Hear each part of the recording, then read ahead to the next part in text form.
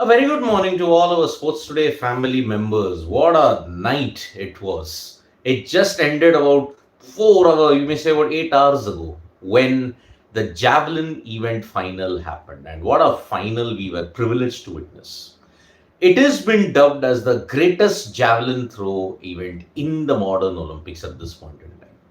Arshad Nadeem of Pakistan has won the gold medal, making him the first individual gold medal from Pakistan in the history of the Olympics. Arshad Nadeem, is he Pakistan's greatest sportsperson?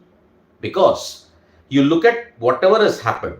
I've also done a video on the two other individual medalists. I've also highlighted the fact that yes, hockey was an integral part. You did have some great sportspersons. But what about Arshad Nadeem? He had to single-handedly ensure that he got the funds, that he wanted the necessary funding. He was without a new javelin. He was carrying the same javelin for 2 years. He had to get a new one. And boy, oh boy, at the last moment, the way Neeraj Chopra helped him, the way how the federation at this point, and many people, many stakeholders helped Arshad Nadeem ensure that he got the ultimate prize in the Olympics.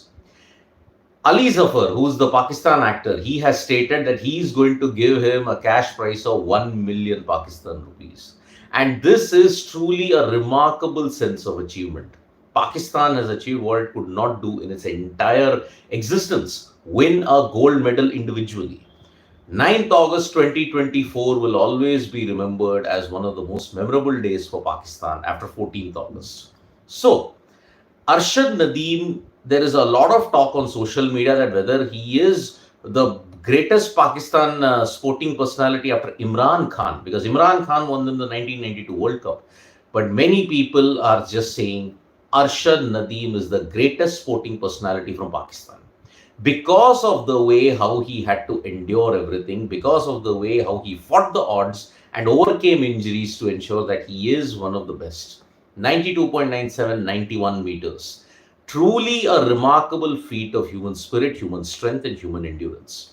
On the other hand, Neeraj Chopra tried. He tried to ensure that he crossed the 90-meter mark. He tried to get close to Arshad Nadeem, but it was not possible. 89.45 meters. Now, Neeraj Chopra, we have got that exclusive interview on Sports Today wherein he has mentioned that, yes, I have never lost to Arshad Nadeem, so it's a new feeling altogether. Arshad Nadeem ka din tha. That was the way he summed it up. That Arshad Nadeem, it was his day. He deserved the victory. Now, Neeraj Chopra has said that there are areas of improvement that he's going to target. Neeraj Chopra is not somebody who's going to take this lying down. He will say, yes, I settled for silver. Now I have to ensure that I get the gold next time around in Los Angeles. So the preparation for Los Angeles begins now for Neeraj Chopra. And that's why he has to ensure that there are some areas of improvement. A lot was discussed about whether Neeraj Chopra nearly needs to take the 90-meter mark seriously. Because in the future Olympics that's going to happen, there are some individuals who are going to target 90 meters. Yes, 2021 was an exception where the highest throw was 87.58 meters. But that would have resulted in 6th position yesterday.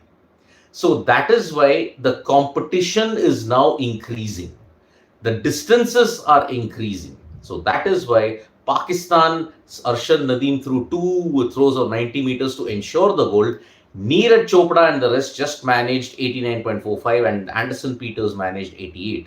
So going ahead in the competition, one has to understand that yes, you will have to ensure that the distances are increased.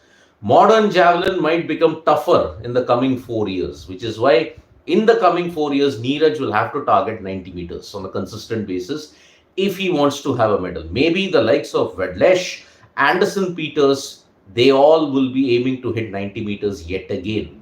Because now that could be the benchmark when you're looking at it. So, Neeraj Chopra acknowledged that it was Arshad Nadeem's day. There are areas of improvement that he must target. So that is why preparation for Los Angeles begins now.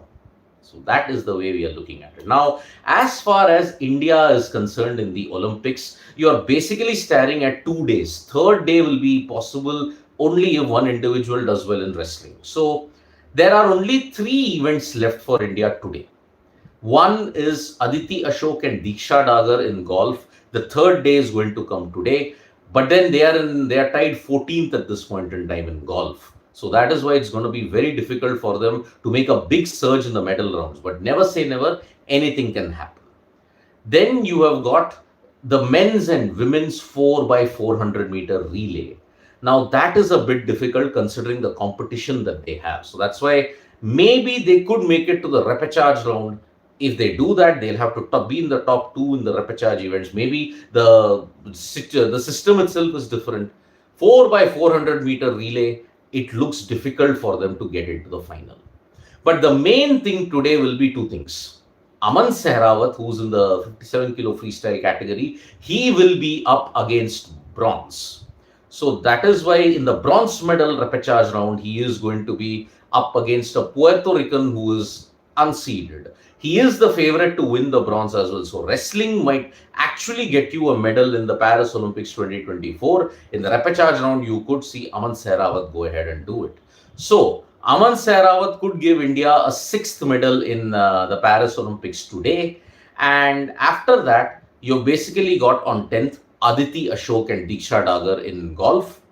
Then on 10th, your last event. 76 kilo wrestling, you've got Ritika Huda.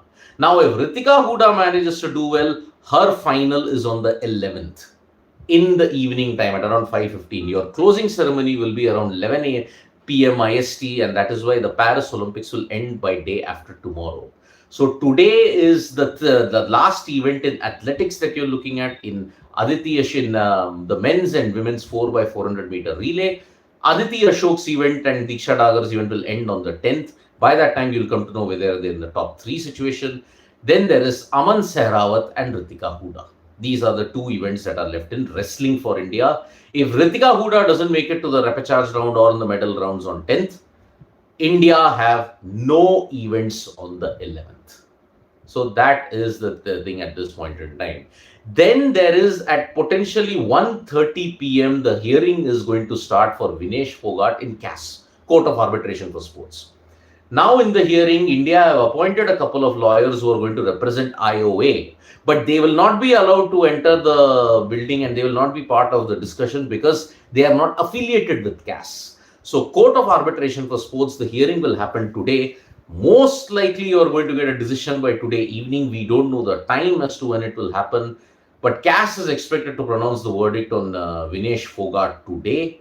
So that is why it is going to be very interesting. But looking at the overall trend, if you look at it, it looks difficult for Vinesh to get the medal. So that's why maybe hopes are a little low, but it could be a miracle. It could be a miracle. Anything can happen in the CAS hearing. So by evening today, we will come to know what is the current situation at this point. So Priyanshu is saying, Aman, Sidvi, Aman could win against Cruz, means 6 medals. Last outside hope for medals, Ritika. Your prediction? I'm saying Aman is one of the favorites for the medal. But Ritika could be difficult.